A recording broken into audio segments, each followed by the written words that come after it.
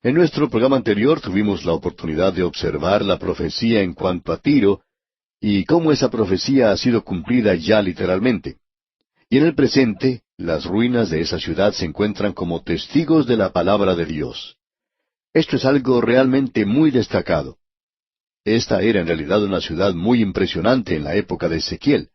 Sin embargo, él nunca la había visto. Nunca estuvo él en ese lugar. Pero aquí en el capítulo 27 del libro de Ezequiel, él nos presenta lo que nosotros llamamos uno de los grandes capítulos de la Biblia. Este es, para hablar específicamente, un lamento sobre Tiro. Este es un lamento sobre la ciudad que cayó. Era una gran ciudad, no queremos quitarle importancia a eso. La grandeza de esa ciudad en aquel día es algo que debería ser notado. Este no es solamente un capítulo triste, sino que es algo muy hermoso, porque él está comparando a esta gran capital del imperio fenicio, gente que amaba el mar, y compara la destrucción de Tiro con un barco que naufraga, un barco que zozobra en el mar. Y no podemos pensar en un mejor cuadro que este. Ahora, ¿qué fue lo que trajo la caída de Tiro? Bien, veamos lo que dice este capítulo 27 que vamos a considerar hoy. Los primeros 2 versículos de este capítulo dicen, «Vino a mí palabra de Jehová diciendo, Tú, hijo de hombre, levanta endechas sobre Tiro». Y aquí tenemos el lamento en el versículo 3, donde dice, «Dirás a Tiro que está asentada a las orillas del mar, la que trafica con los pueblos de muchas costas, así ha dicho Jehová el Señor. Tiro, tú has dicho, yo soy de perfecta hermosura». ¿Qué fue lo que hizo caer a Tiro? Lo mismo que hizo caer a esa gran ciudad enclavada en la roca llamada Petra.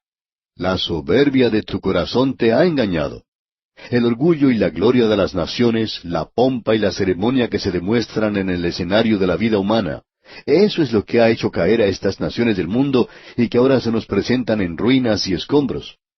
Es un cuadro que se nos presenta en este capítulo y nos habla de cuán grande era este reino. Encontramos aquí que una de sus colonias era Quitín, eso quiere decir cobre, y se refiere a la isla de Chipre.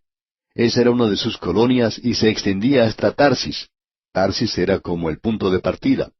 Ese es el lugar hacia el cual se dirigía Jonás en barco, pero él nunca llegó a ese lugar. Pero sí pudo ver el interior de ese pez que se lo tragó.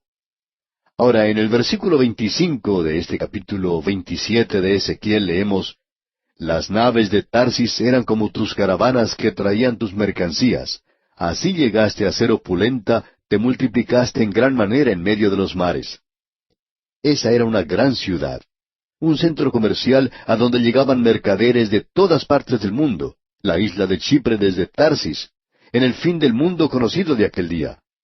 Ahora, volviendo un poco hacia atrás, en el versículo 17 de este capítulo 27 leemos, «Judá y la tierra de Israel comerciaban contigo, con trigos de Minit y Panac, miel, aceite y resina negociaban en tus mercados». Todas estas cosas.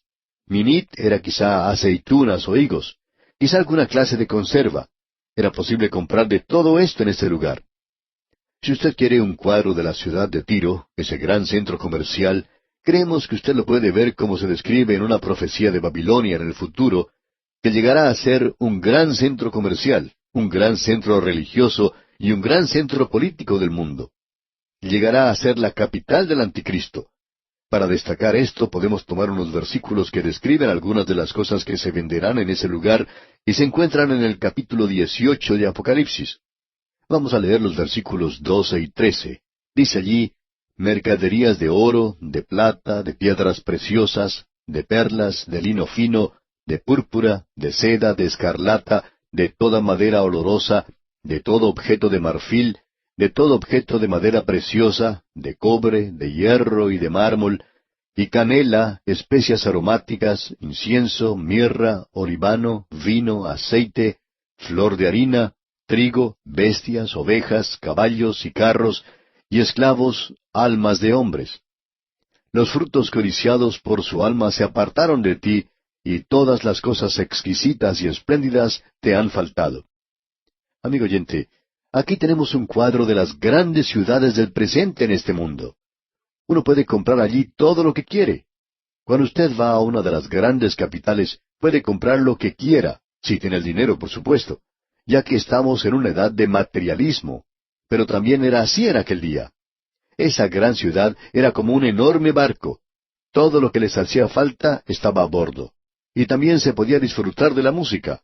Allí había risas, vino y champaña. Todo se encontraba en ese lugar. Pero luego, todo desapareció. Dios los juzgó. Y ahora aquí tenemos el lamento, un llorar sobre esta gran ciudad. Y eso es lo que van a hacer en los últimos días.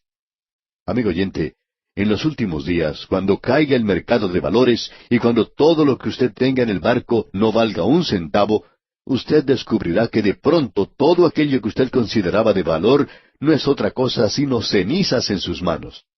Qué día trágico fue ese en el pasado y lo será también en el futuro que se acerca. Esto nos indica que uno tiene que tener mucho cuidado de no guardar todas las cosas en un solo lugar. En realidad pensamos que la gente debería disfrutar esta sociedad tan afluente. Debemos decir que no vemos nada malo en esto, a no ser que llegue a ser una obsesión y una religión. En realidad se ha convertido en una clase de religión en el presente. Aún en muchas de nuestras iglesias hay muy poca enseñanza de la Biblia. Hay juegos, nos damos palmaditas en la espalda unos a otros, tenemos comunión, nos gusta hablar mucho en cuanto a eso. Nos gusta mencionar un versículo de vez en cuando para mostrar que somos religiosos y piadosos, y nos gusta pasar por esas pequeñas ceremonias.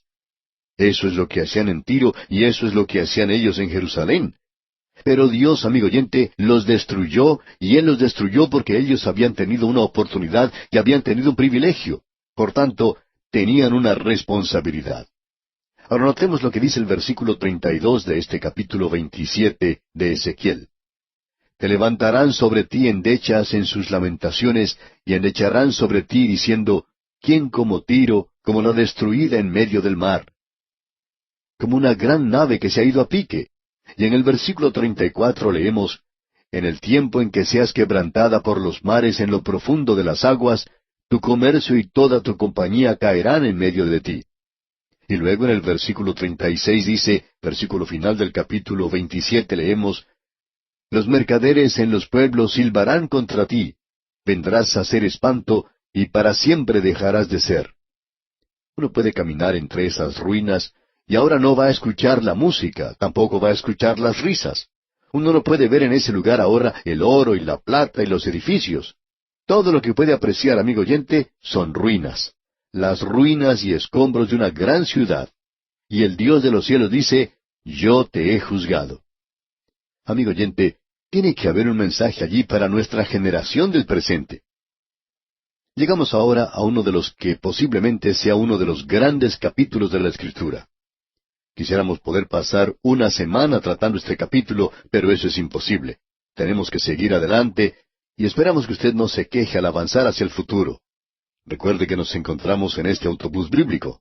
Es un tipo, una figura nada más, por supuesto, pero nos encontramos en este autobús bíblico y usted permitirá que pasemos a la velocidad que consideremos necesario. En el versículo 1 del capítulo 28 dice, vino a mí palabra de Jehová, diciendo.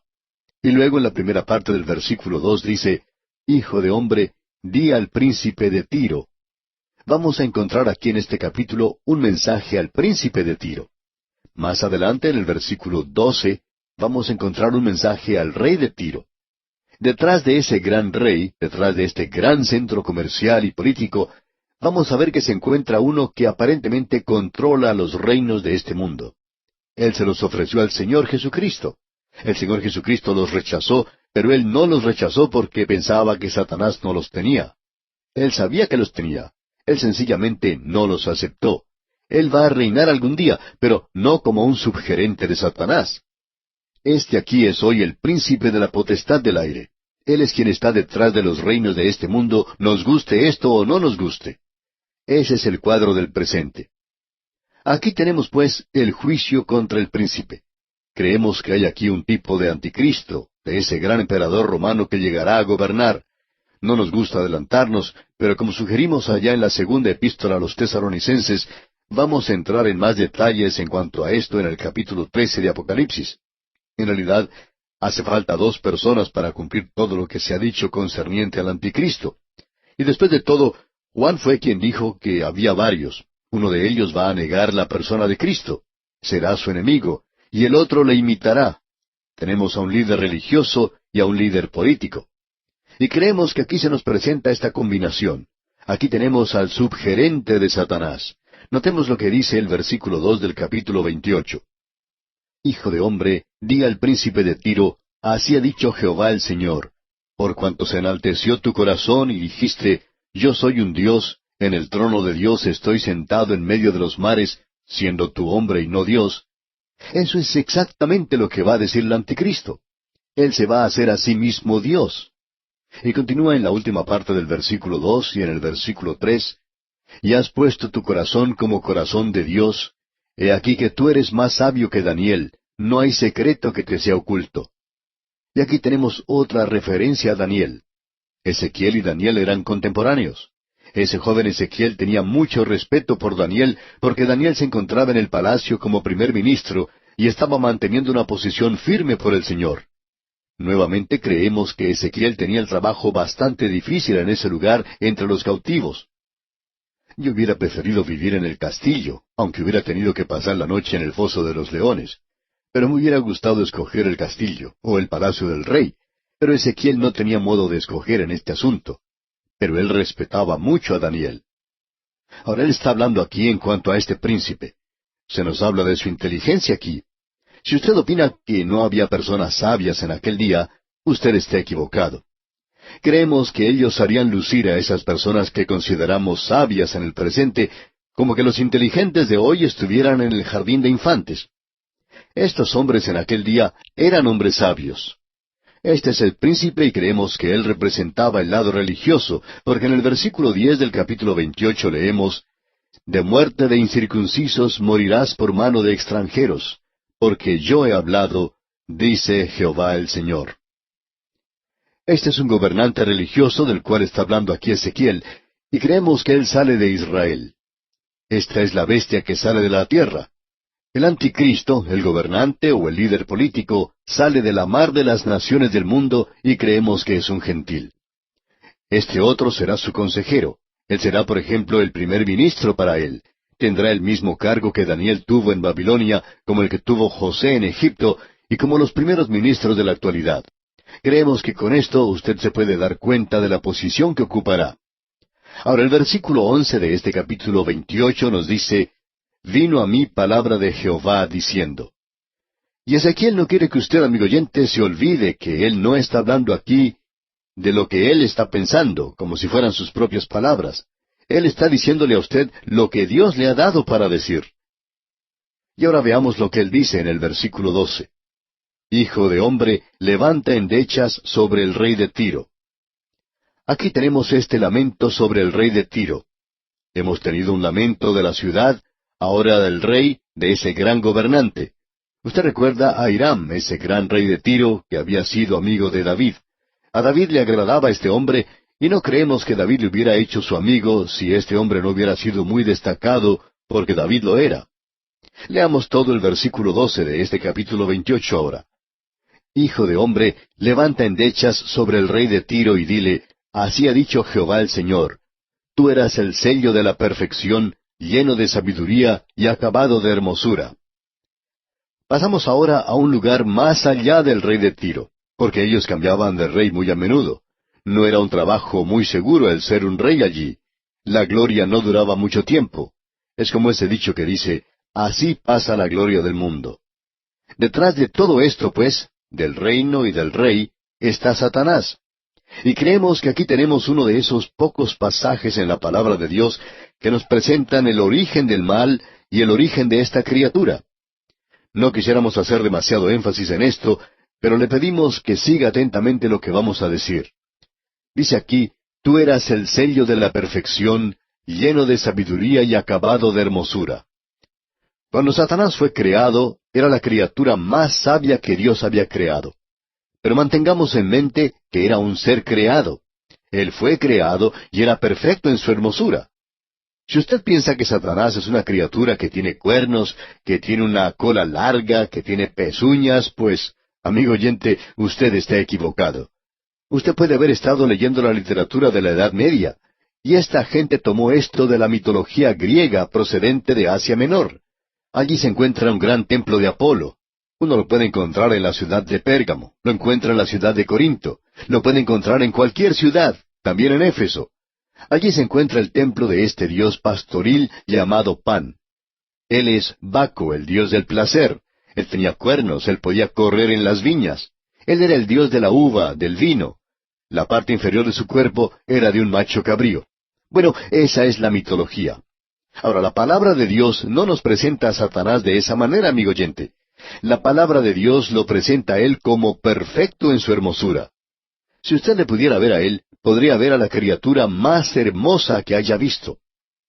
El apóstol Pablo dice que aun sus ministros o ángeles son luz.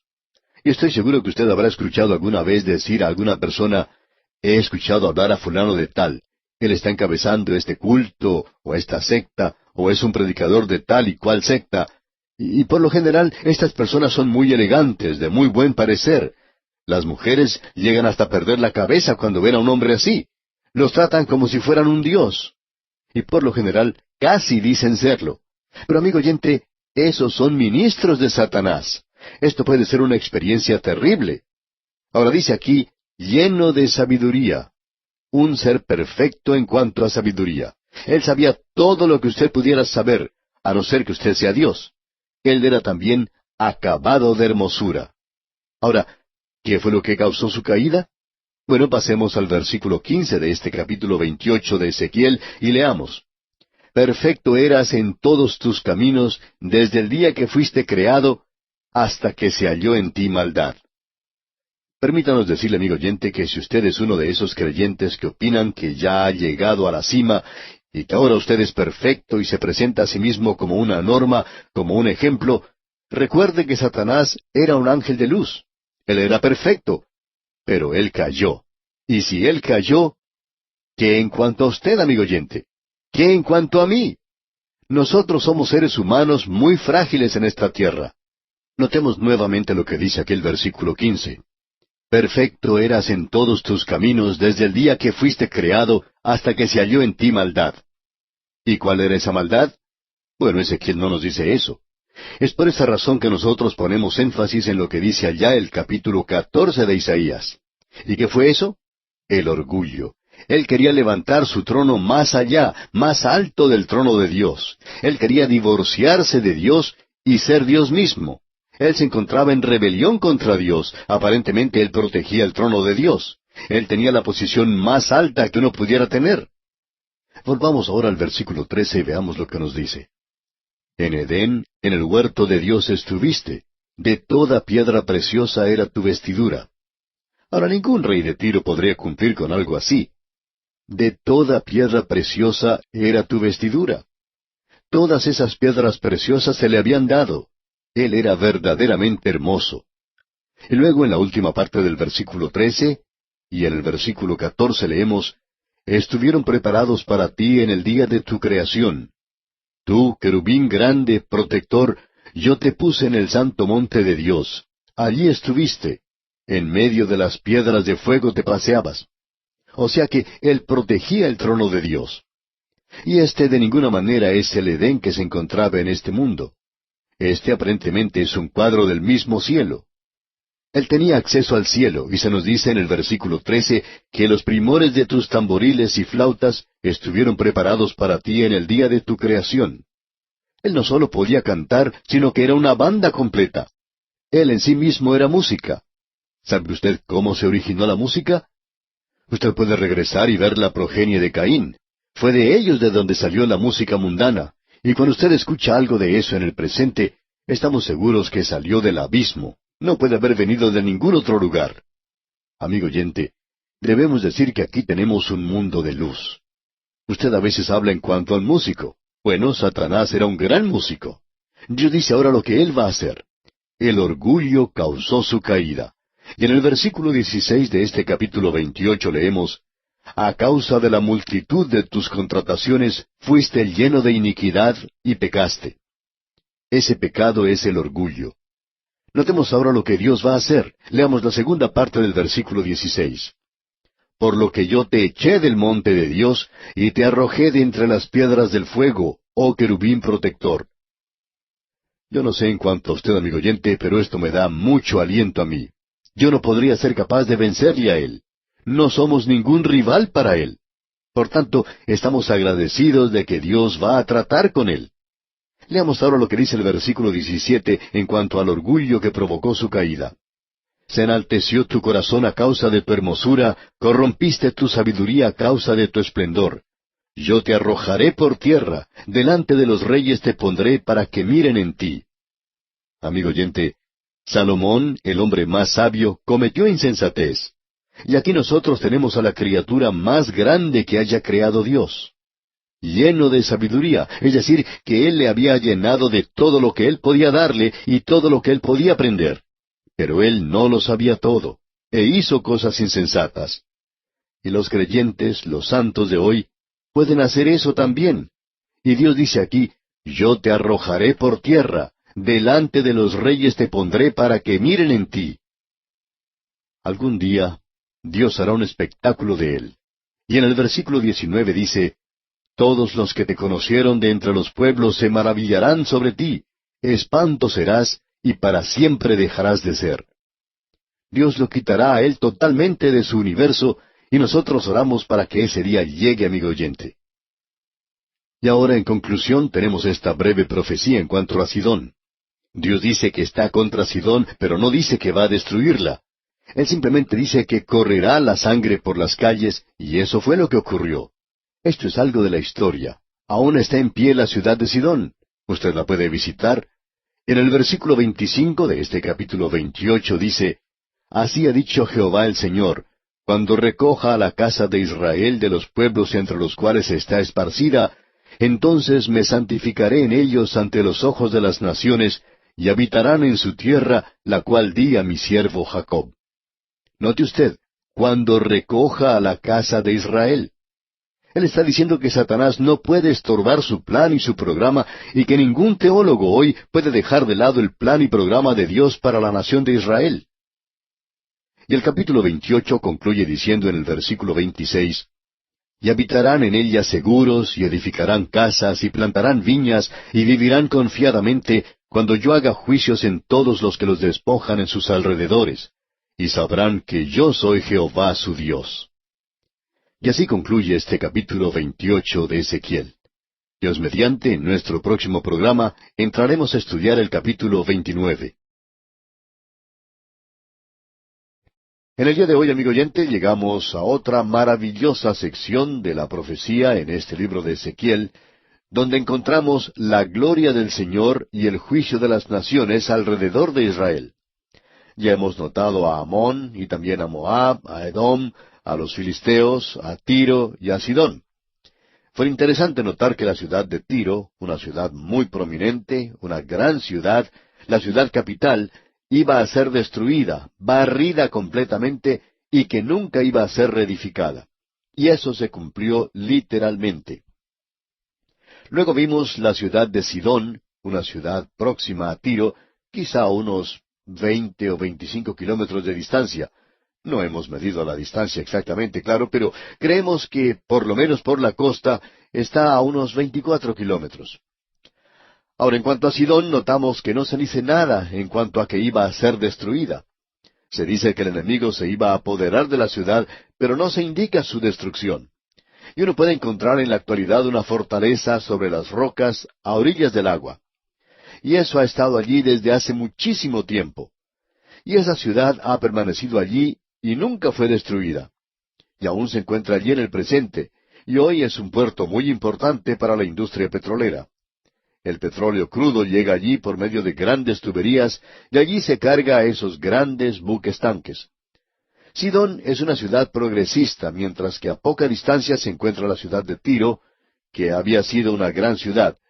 Y ésta ha sido destruida. Ya no hay ninguna ciudad allí. No es otra cosa sino un pueblo de pescadores. Pero donde estaba antes la antigua ciudad de Tiro, no existe nada, y Dios dice que nunca será reedificada. Y pensamos que Él sabe lo que está diciendo porque después de 2500 años, creemos que es obvio que no será reconstruida.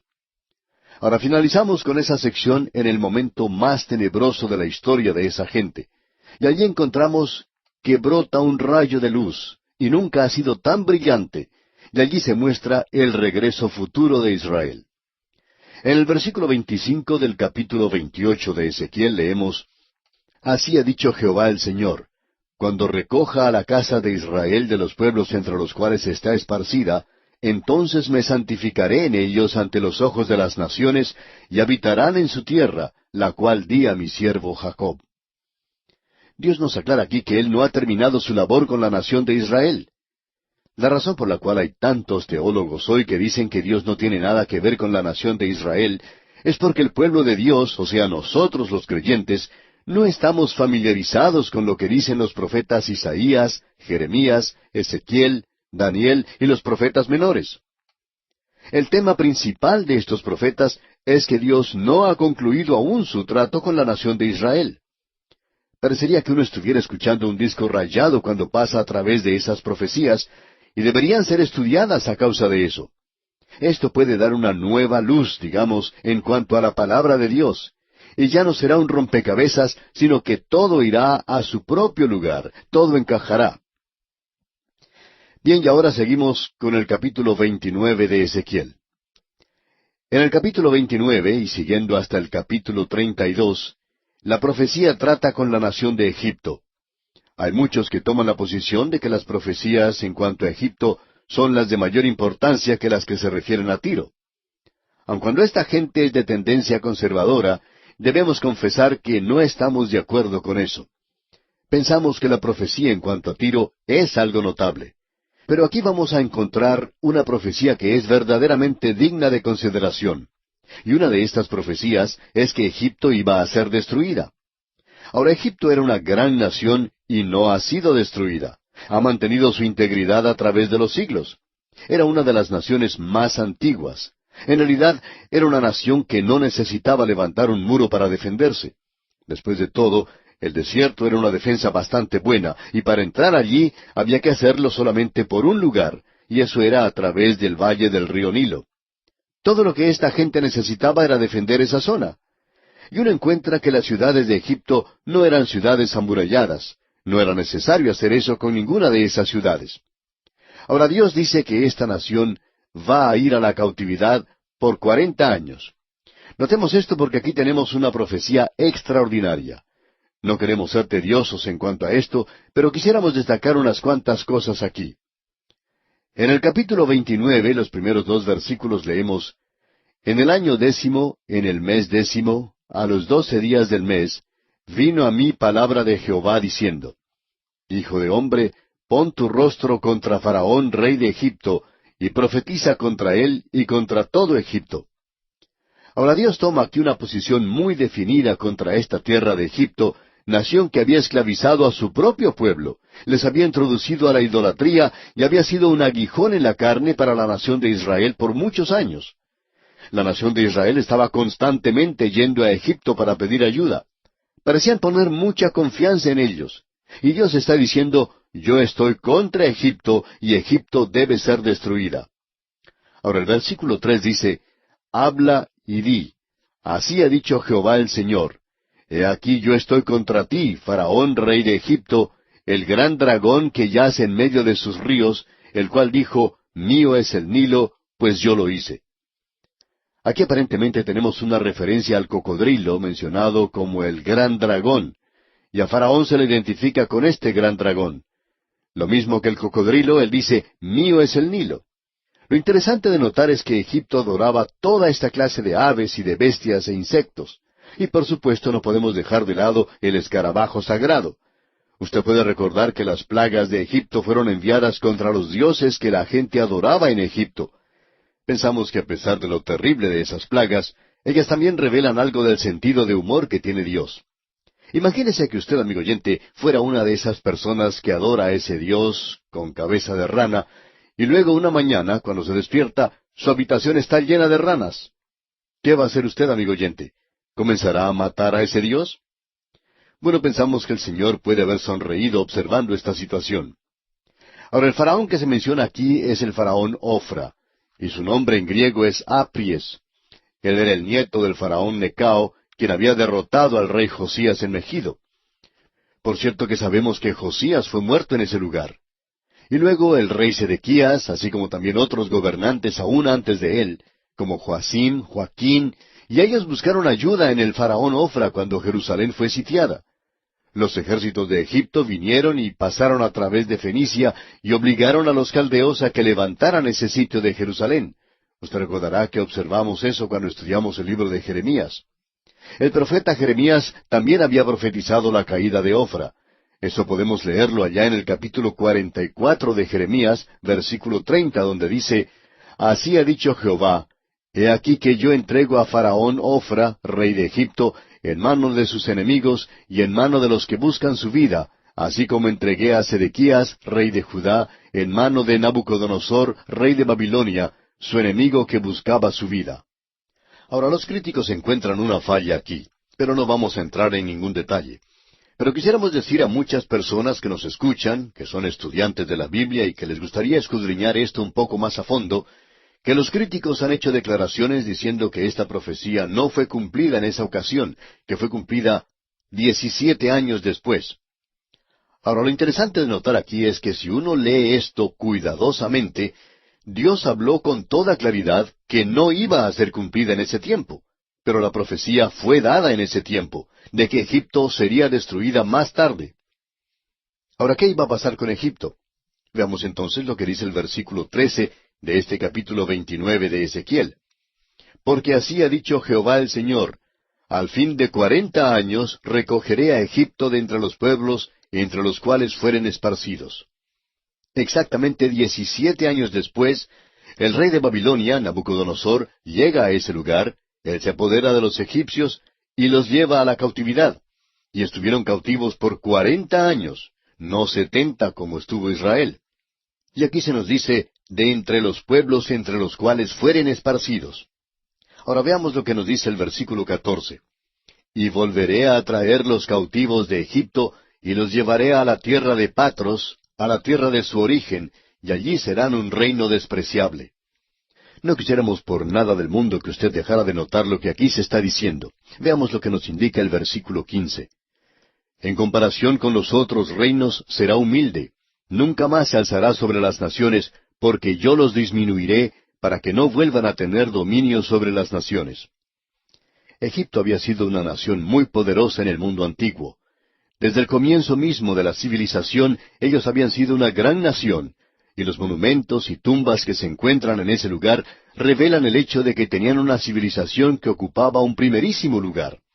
Y hay muchos historiadores en el presente que opinan que los griegos aprendieron mucho, obtuvieron mucha información de parte de los egipcios.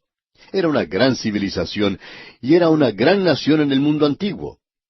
Y Dios dice, yo voy a permitir que Nabucodonosor se apodere de esa nación, y no solo eso, sino que esa nación regresará en 40 años, y cuando lo haga, va a ser un reino envilecido. Ya no llevará el poder sobre las otras naciones, y será un reino lleno de bajezas. Si usted llega a visitar el cercano oriente, podrá notar, por ejemplo, en la ciudad del Cairo, la tremenda pobreza que existe en ese país. Usted podrá observar los niveles tan bajos a que ha llegado la gente. Amigo oyente, el Señor tenía razón, y es bueno que nosotros prestemos atención a lo que Él dice. Luego Él continúa en este capítulo en particular hablando de que habrá un juicio en contra de Nabucodonosor, rey de Babilonia. Y en la primera parte del versículo 18 de este capítulo 29 de Ezequiel leemos, Hijo de hombre, Nabucodonosor, rey de Babilonia, hizo a su ejército prestar un arduo servicio contra Tiro. Luego vemos que se apoderaría de Tiro, y notamos que tiene algo más en el versículo 19. Por tanto, así ha dicho Jehová el Señor, He aquí que yo doy a Nabucodonosor, rey de Babilonia, la tierra de Egipto, y él tomará sus riquezas, y recogerá sus despojos, y arrebatará botín, y habrá paga para su ejército. Usted puede ver que no solo Tiro y Egipto, sino que también la nación de Israel serán entregadas a Babilonia, un imperio mundial de primera clase. Ahora, en el capítulo 30 encontramos lo que llamamos un lamento. Aquí encontramos que se habla de la desolación de Egipto, y por cierto que es un país, una nación muy desolada. En el primer versículo de este capítulo 30 tenemos algo que se ha repetido ya muchísimas veces. Estamos seguros de que han sido centenares las veces que se ha repetido esa expresión. Leamos pues los primeros dos versículos de este capítulo 30 de Ezequiel. Vino a mí palabra de Jehová diciendo, Hijo de hombre, profetiza y di, así ha dicho Jehová el Señor, lamentad, ay de aquel día. Es una época de lamentación, este es el lamento. Luego en el versículo 3 continuamos leyendo, porque cerca está el día de Jehová, día de nublado, día de castigo de las naciones será. Esto era algo fuera de lo común. En la tierra de Egipto no hay muchas nubes porque allí se tiene menos de 1 pulgada de lluvia en esa sección. La gente depende de las aguas del río Nilo. De paso digamos que ellos adoran al cocodrilo del río Nilo, así como también a todo lo demás en el reino animal y en el mundo de las aves y de los insectos, también las bestias. Y la gente en la tierra de Egipto adoraba todo esto. Ahora en el versículo 3 hemos leído, Día de castigo de las naciones será. Y estamos viviendo actualmente en esa época. Las naciones se están sacudiendo a través de todo el mundo. Y continuando con el versículo 4 leemos, Y vendrá espada a Egipto, y habrá miedo en Etiopía, cuando caigan heridos en Egipto, y tomarán sus riquezas, y serán destruidos sus fundamentos. No vamos a entrar en esto hoy, pero más adelante nos vamos a referir a Etiopía. Existía una alianza entre las naciones de Egipto y Etiopía, aunque nosotros no lo consideramos como algo muy destacado al estudiar la Biblia, pero hubo mucha enemistad y guerra entre Egipto y Etiopía. Hay muchos eruditos de tendencia conservadora que creen que Moisés, cuando estaba en Egipto como hijo de la hija de Faraón, y hubiera llegado a ser el próximo Faraón, que él encabezó una expedición contra Etiopía. Bueno, leamos lo que dice el versículo 5 de este capítulo 30 de Ezequiel. Etiopía, Fut, Lud, toda Arabia, Libia, y los hijos de las tierras aliadas caerán con ellos a filo de espada. Así es que durante esta época existía una alianza, y todas estas naciones caerían y llegarían a ser esclavas de Nabucodonosor, y podemos apreciar que él era un gobernante mundial. Él es la cabeza de oro y representa los 4 grandes reinos mundiales. Luego en el versículo 6 leemos, Así ha dicho Jehová, también caerán los que sostienen a Egipto, y la altivez de su poderío caerá. Desde Migdol hasta Sevene caerán en él a filo de espada, dice Jehová el Señor. También caerán los que sostienen a Egipto, dice. Usted se da cuenta, amigo oyente, que no solo la nación de Israel había buscado ayuda en Egipto, sino que lo mismo habían hecho estas otras naciones, y ellas también caerían de la misma manera en que cayó Israel y serían juzgadas. Deseamos avanzar un poco en la lectura de este capítulo 30, y queremos notar otra profecía interesante que se menciona en la primera parte del versículo 12, donde dice, Y secaré los ríos. Ahora, cuando dice secaré los ríos, es una referencia a lo que ya hemos visto anteriormente, que hay varios afluentes en el delta del río Nilo, y había muchos de ellos. También había canales en esa zona. Esta era una zona muy fértil. Estaba cerca de la tierra de Gosén, una sección muy fértil, muy rica, donde se encontraban los hijos de Israel. Y en este versículo 12 leemos, Y secaré los ríos, y entregaré la tierra en manos de malos, y por mano de extranjeros destruiré la tierra, y cuanto en ella hay. Yo, Jehová, he hablado. Como usted bien sabe, esto tuvo lugar más adelante. En realidad, Alejandro Magno se apoderó de Egipto más adelante, y cuando él falleció, fueron sus generales los que mantuvieron el control. Cleopatra en realidad no era de Egipto. Ella era de nacionalidad griega, pero gobernaba en Egipto. Este país, pues, estuvo bajo el control de otras naciones de extranjeros que controlaban esa sección del país tan fértil. Hoy esa zona está toda anegada. Un visitante indicó que esa zona se parece mucho a un pantano. Y Dios dijo que eso era lo que iba a ocurrir. Ahora aquí tenemos otra profecía que se destaca por su singularidad. La encontramos en el versículo 13 de este capítulo 30 de Ezequiel, donde dice, Así ha dicho Jehová el Señor, destruiré también las imágenes, y destruiré los ídolos de Memphis, y no habrá más príncipe de la tierra de Egipto, y en la tierra de Egipto pondré temor. Lo que vemos aquí es algo bastante interesante, y es algo que ha sido cumplido en forma literal. Memphis, en esa época, era una gran ciudad en Egipto. Esta era una ciudad que probablemente tenía más ídolos que cualquiera otra. También era una ciudad muy rica, y a todo lo largo de las calles había un ídolo tras otro. Esta era la decoración que se tenía en las calles de esa ciudad. En ningún otro lugar se podía contemplar tantos ídolos como en ese lugar. Ahora Dios está diciendo aquí, destruiré también las imágenes y destruiré los ídolos de Memphis. Él dice que va a quitar a todos los ídolos de ese lugar. Si uno recorre las ruinas de lo que se supone es Memphis en el presente, aunque es un lugar que ha sido barrido, y los arqueólogos no están muy seguros de si es exactamente el mismo lugar, pero lo único que uno puede apreciar allí es una gran estatua de Ramsés que está caída de espaldas. Alrededor de esa gran estatua se ha construido un edificio para protegerla, para que no esté a la intemperie. Pero es lo único que hay en ese lugar. Y eso es exactamente lo que Dios dijo que iba a hacer. Destruiré también las imágenes y destruiré los ídolos de Memphis, y no habrá más príncipe de la tierra de Egipto. Ya no existe un linaje real en este país. No creemos que uno pueda decir que los gobernantes de la actualidad en Egipto son descendientes de ese linaje real. Ya no ha habido un gran gobernante. Ahora ellos necesitan buscar ayuda en otras naciones y lo están haciendo en la actualidad también. Dios continúa diciendo que eso era lo que iba a ocurrir. Y luego en el versículo 15 dice, y derramaré mi ira sobre Sin, fortaleza de Egipto, y exterminaré a la multitud de Tebas.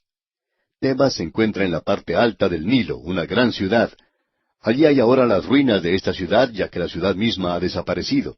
Su grandeza ha desaparecido. Y Dios continúa hablando en cuanto al linaje de estas grandes ciudades de Egipto que ahora ya han desaparecido. Dios dice ahora que Babilonia triunfará sobre Egipto. Él está repitiendo esto, ya que lo ha dicho antes una vez. Pero como hizo en cuanto a Jerusalén, lo está aclarando aquí nuevamente. Y en los versículos 20 y la primera parte del versículo 21 leemos, Aconteció en el año 11, en el mes primero, a los 7 días del mes, que vino a mí palabra de Jehová diciendo, Hijo de hombre, he quebrado el brazo de Faraón, rey de Egipto. Usted sabe que el rey mantiene el cetro en su mano, y si usted observa algunos cuadros de los gobernantes de Egipto, siempre tienen algo en su mano. Dios dice, he quebrado el brazo de Faraón, rey de Egipto. Eso era lo que demostraba su poder, y Dios dice que él iba a quebrar el brazo. La última parte del versículo 21 dice, Y he aquí que no ha sido vendado poniéndole medicinas, ni poniéndole faja para ligarlo, a fin de fortalecerlo para que pueda sostener la espada. Es decir, que Babilonia se iba a apoderar de Egipto.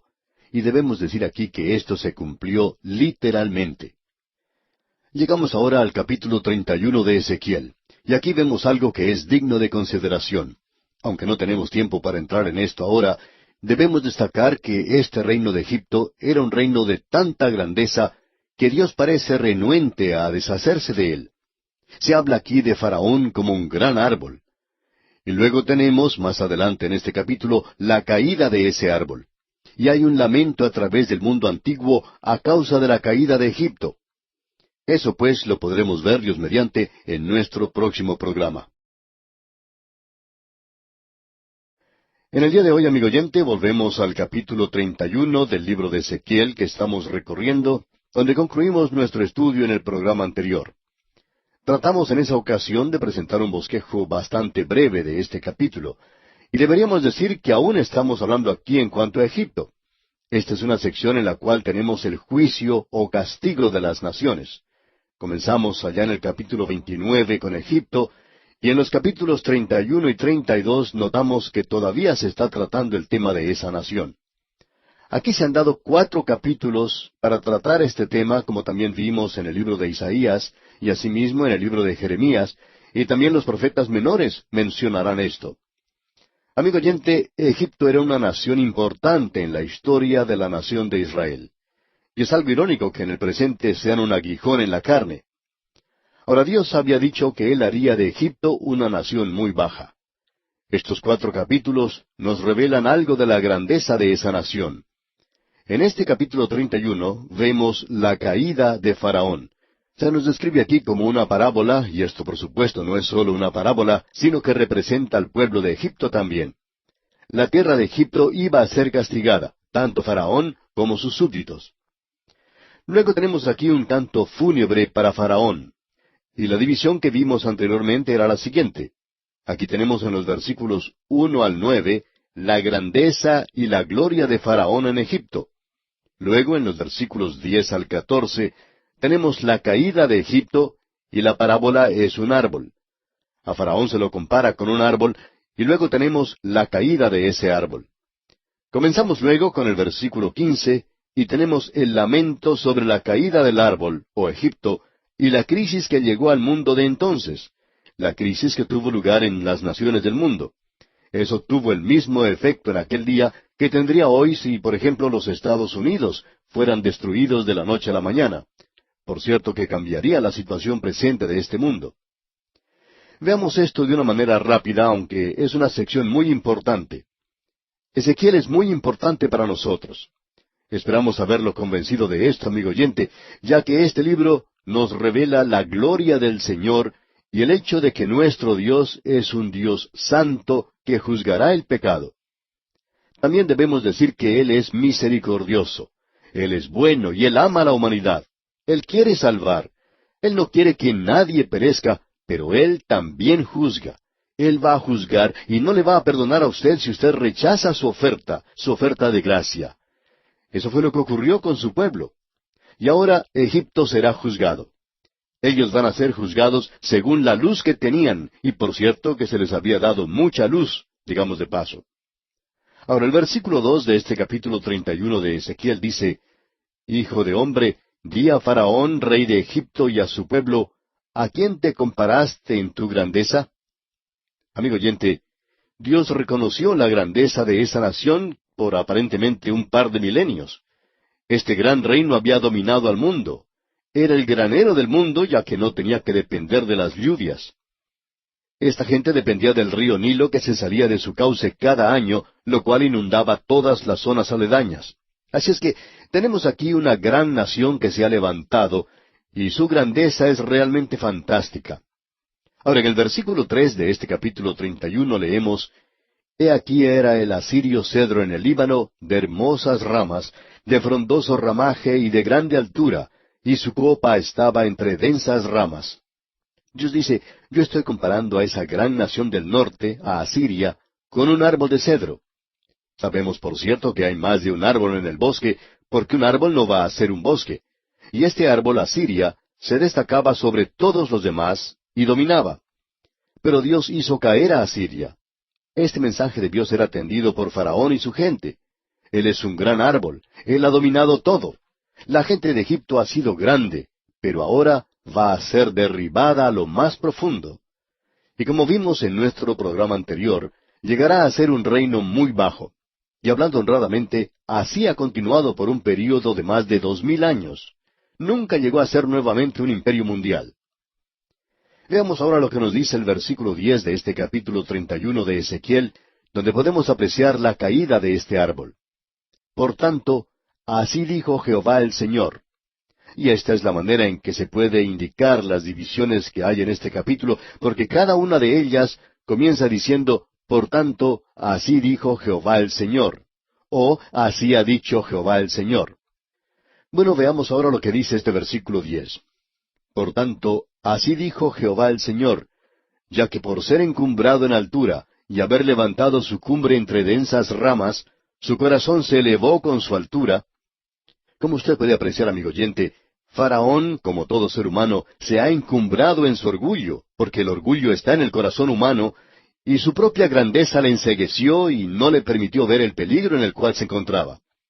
Pero luego Dios dice en el versículo 11, Yo lo entregaré en manos del poderoso de las naciones, que de cierto le tratará según su maldad. Yo lo he desechado. Ahora, ¿quién es el poderoso de las naciones? Bueno, Nabucodonosor, el rey de Babilonia. No creemos que aquí él esté hablando de Satanás, porque Satanás había controlado a Egipto por muchos años ya, así que esto no es nada nuevo.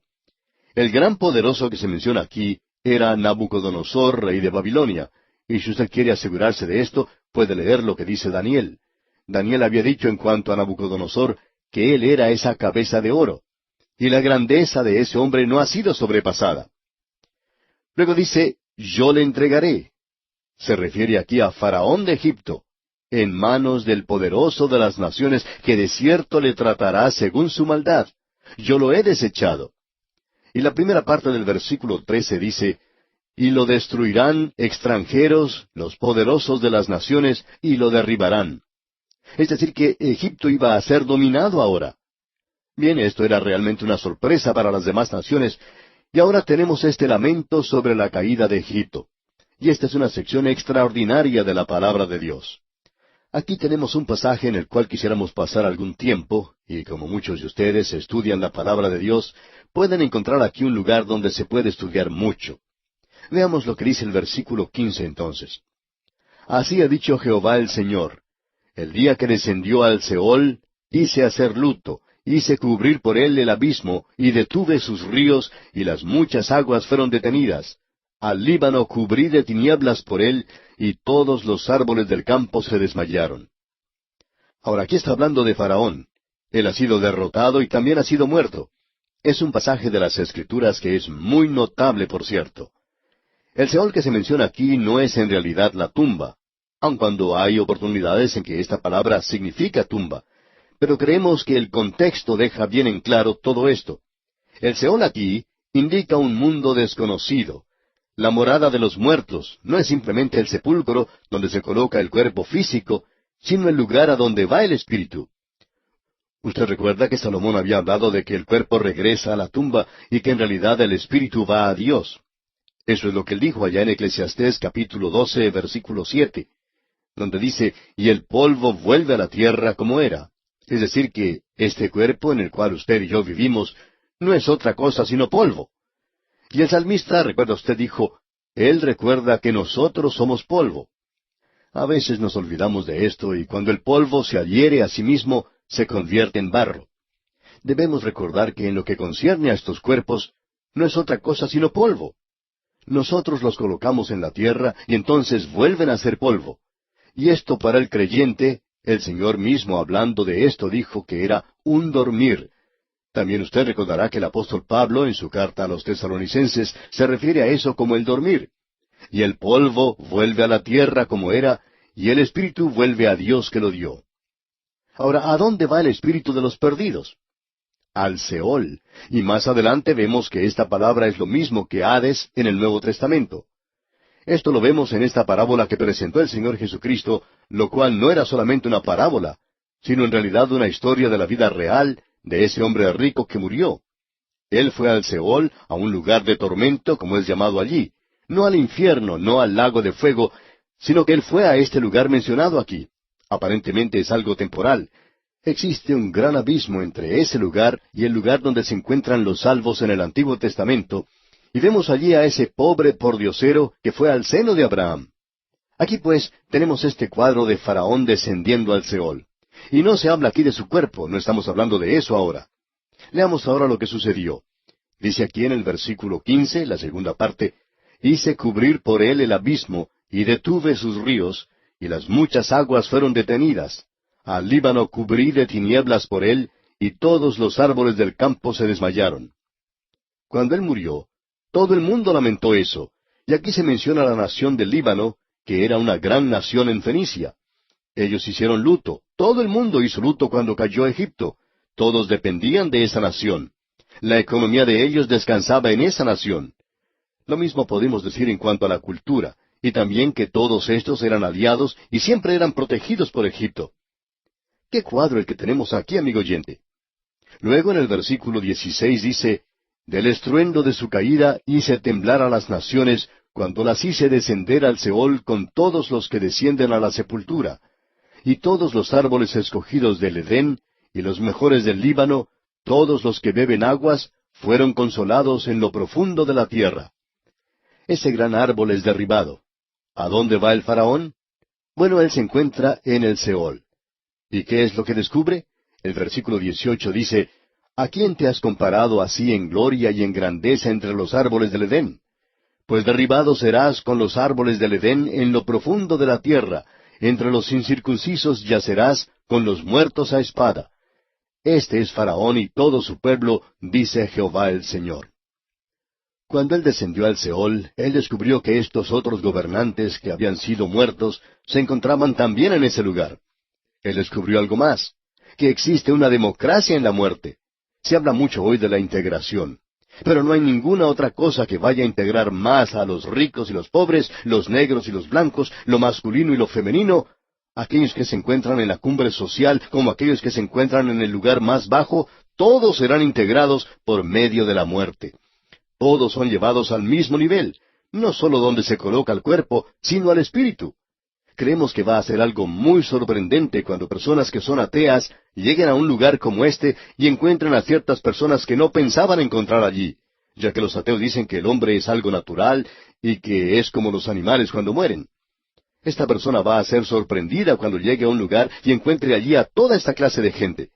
Va a ser una gran multitud, y es una gran cantidad de gente la que no cree que existe una vida después de esta vida, y tendrá lugar allí un gran juicio de los perdidos. Todos van a estar en el mismo nivel. Allí sí que todos van a tener ese mismo nivel, todos van a estar en la misma base. Todos habrán llegado al mismo lugar. Allí es donde van los espíritus, aquellos que han rechazado hoy al Señor Jesucristo. Ellos no están allí porque son pecadores, sino que están allí porque han rechazado al Señor Jesucristo. Ellos son los que van a ser juzgados. Ninguna otra persona va a ser juzgada. El dar la espalda al Señor Jesucristo es un pecado. Ellos han pecado porque no han creído en mí, dice el Señor. Cuán terrible es el no confiar en Cristo como Salvador.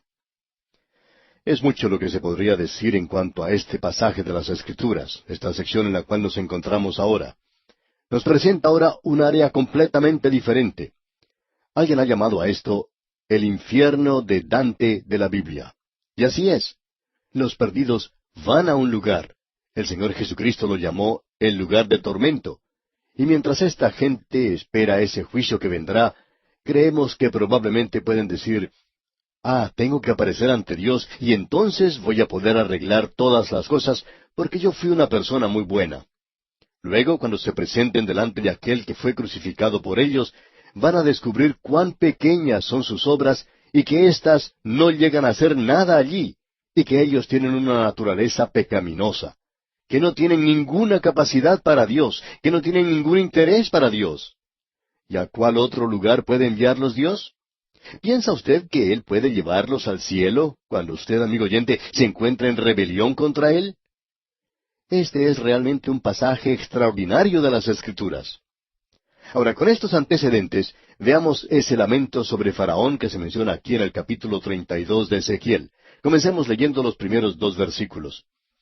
Aconteció en el año 12º, en el mes 12º, el día 1 del mes, que vino a mí palabra de Jehová diciendo, Hijo de hombre, levanta endechas sobre Faraón, rey de Egipto, y dile, a leoncillo de naciones eres semejante, y eres como el dragón en los mares, pues secabas tus ríos, y enturbiabas las aguas con tus pies, y hollabas sus riberas.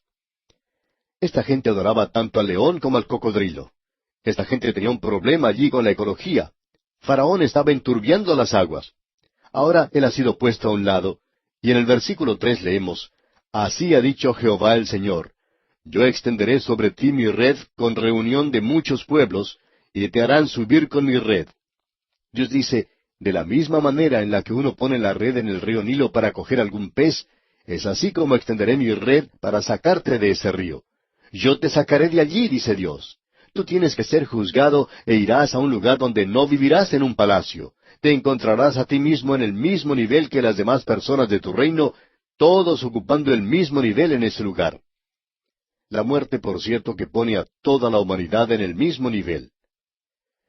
Luego el versículo 11 del capítulo 32 dice, Porque así ha dicho Jehová el Señor, la espada del rey de Babilonia vendrá sobre ti.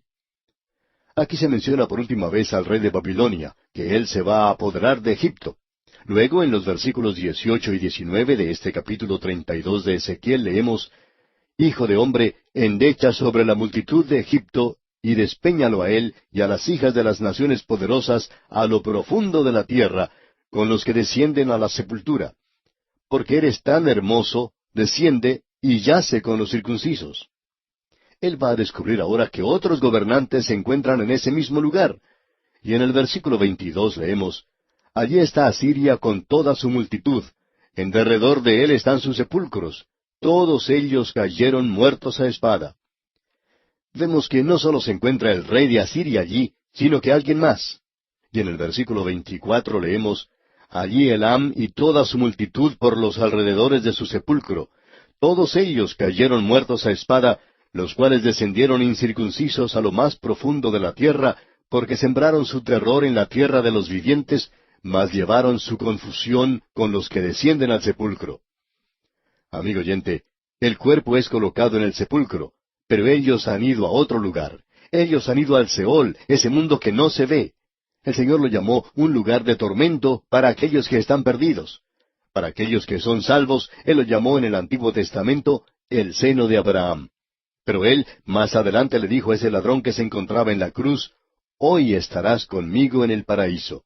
Porque Él aún no había llevado a los salvos del Antiguo Testamento al cielo. El apóstol Pablo menciona eso en su carta a los Efesios. Ahora, en el versículo 29 de este capítulo 32 de Ezequiel se menciona a Edom. También debemos mencionar que en el versículo 26 se habla de Mesec y Tubal. Todos están allí. En el versículo 29, pues, dice, allí Edom, sus reyes y todos sus príncipes, los cuales con su poderío fueron puestos con los muertos a espada, ellos yacerán con los incircuncisos y con los que descienden al sepulcro. Tratemos ahora lo que dice el versículo 32, versículo final de este capítulo 32 de Ezequiel. Porque puse mi terror en la tierra de los vivientes, también Faraón y toda su multitud yacerán entre los incircuncisos con los muertos a espada, dice Jehová el Señor. Él nos da aquí oportunidad de echar un breve vistazo a esto. No es otra cosa que una breve mirada a ese lugar. No debemos tratar de construir aquí un rascacielos o un gran centro comercial en un lugar donde no hay espacio para una base tan grande. Es imposible tratar de construir esa clase de teología con esto. Podemos nada más que echar una breve mirada, y eso es todo lo que Dios quiere que nosotros hagamos. Llegamos ahora al capítulo 33 y regresamos nuevamente a la responsabilidad de este hombre Ezequiel. El templo ha sido destruido, y usted puede notar que Ezequiel ya no habla de esto. Ahora él va a decir a los cautivos, ustedes tienen que aprender a vivir en la cautividad, tienen que tratar de pasar lo mejor que puedan. Y él les va a ayudar en esto. Es durante ese tiempo que ellos reciben la información de la destrucción de Jerusalén, y luego él nuevamente mira hacia el futuro, y este no es nunca tan brillante como lo es aquí en Ezequiel. Y nuevamente tenemos la responsabilidad de Ezequiel como atalaya. Usted recuerda que al principio Dios le dio a él esa comisión y le dijo, recuerda, tú eres un atalaya, tú serás responsable ante mí. Ezequiel ha cumplido con esa responsabilidad ante la nación. Él les ha advertido. De ahora en adelante, sus profecías van a ser cada vez más brillantes hasta cuando en realidad entremos a ese milenio. Usted va a poder apreciar el templo milenario y adorar en él. Nadie pudo apreciarlo de una manera más brillante que Ezequiel, y nadie vivió en un día más tenebroso y oscuro que el que vivió Ezequiel. Dios hizo de él un profeta bastante duro. ¿Por qué? Porque él nos presenta el juicio de Dios, porque él vio la gloria de Dios. Y eso, amigo oyente, nos demuestra que usted y yo somos pecadores y que no podemos entrar así nomás ante la presencia de Dios. Él nos ama, pero Él no nos salva por amor. Él nos salva por gracia, porque Él no puede hacerlo en una base de méritos, porque si así fuera, entonces nosotros no llegaríamos nunca al cielo. Pero Él lo ha puesto en la base de la muerte del Señor Jesucristo, quien se entregó a sí mismo por nosotros. Él hizo eso porque Él nos amó, pero por medio de su gracia, Él extiende su mano hacia nosotros y nos dice, yo te salvaré. Pero Él también dice, tú estás perdido, pero no perecerás si crees en mi Hijo. ¿Cuál es la alternativa entonces? Bueno, amigo oyente, usted va a perecer si no cree en el Hijo de Dios. Es así de sencillo. Y aquí nos detenemos por hoy.